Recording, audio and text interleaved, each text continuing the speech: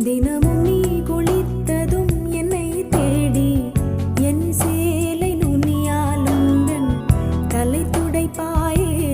அது கவிதை திரு